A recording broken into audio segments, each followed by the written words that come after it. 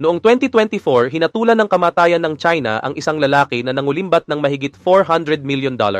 Ito ang pinakamalaking kaso ng korupsyon sa buong kasaysayan ng bansa. Pero siya lang ang isa sa marami. Mula sa mga maduming transaksyon sa industriya ng coal hanggang sa mga bulok na koneksyon sa hanay ng pulisya, malalim ang ugat ng katiwalian. Paulit-ulit man ipinapangako ng kanilang Pangulo ang malinis na pamahalaan, ang tanong kung sino ang nahuhuli at sino ang nakakalusot ay ibang kwento. Sa ngayong araw na ito sa Noel Polo TV, narito ang ilan sa iskandalong nagbubunyag kung paano talaga umiikot ang kapangyarihan sa sistemang pinamumunuan ng China. Pero bago natin simulan yan, huwag mo sana kalimutan na mag-subscribe para naman lagi kang updated sa mga ganitong uri ng video. December 2024 sa loob ng isang high-security prison sa Hilagang China, isang lalaki na nasa edad 60 ang naghahanda para sa kanyang kamatayan. Siya si Li Jianping. Ilang taon lang ang nakalipas, nakasuot siya ng mamahaling suit, nakaupo sa isang magarang opisina sa Inner Mongolia at namumuno sa makapangyarihang Economic and Technological Development Zone ng lungsod ng Hohhot.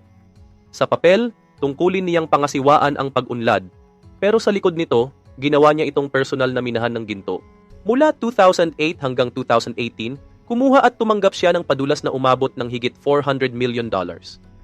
Pinalusot niya ang pondo ng estado gamit ang mga peking proyekto sa infrastruktura, kadudadudang bentahan ng lupa, at komplikadong network ng shell companies. Hindi lang niya nilabag ang mga patakaran, nagtayo siya ng sarili niyang ekonomiya sa loob mismo ng estado.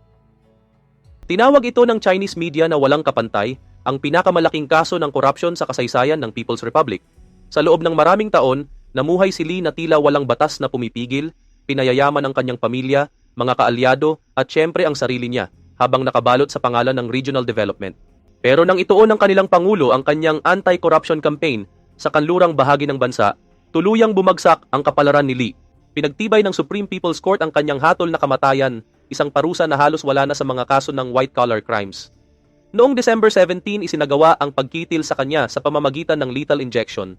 Ang pagbagsak ni Li ay hindi lang personal na trahedya. Isa itong malinaw na babala sa sistemang kung saan ang partido ang nagbibigay at ang partido rin ang kumukuha, walang ligtas kahit pa ikaw ang pinakamayamang mandarambong sa bureaucracy.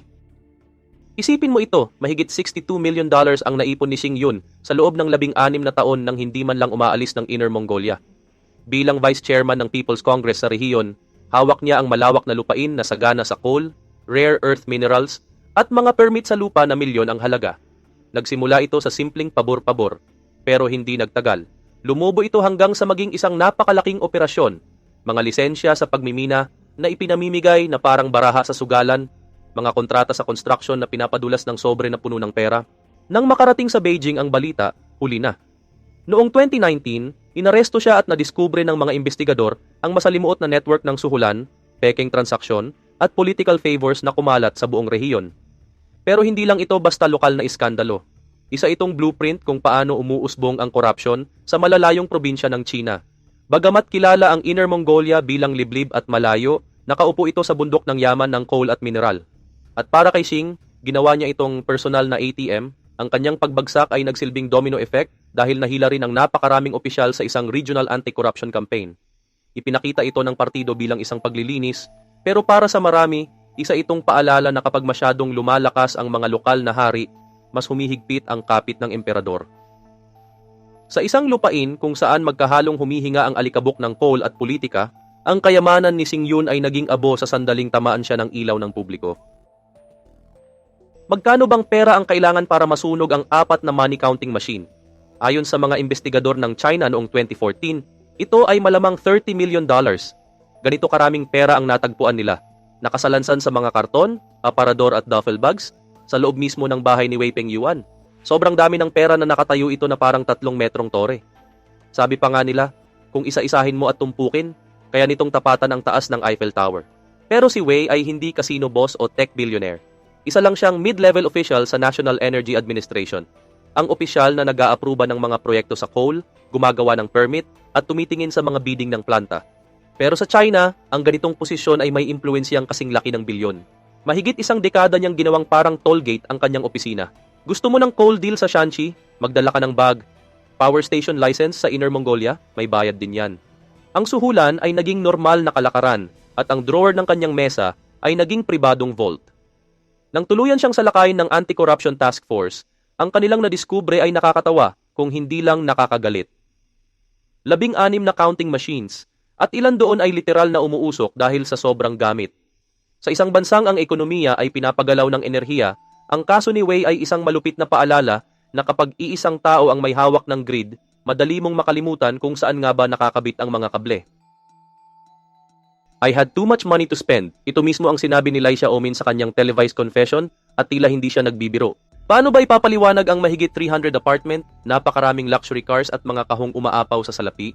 Sa loob ng isang dekada, pinatakbo ni Lai ang Huarong Asset Management, isa sa pinakamalalaking state-owned financial firms ng China na parabang personal niyang bangko. Mula 2008 hanggang 2018, tumanggap siya ng mga pera na umabot sa $277 million, dahilan para maituring siyang isa sa pinakamayamang white-collar na salbahe sa kasaysayan ng partido.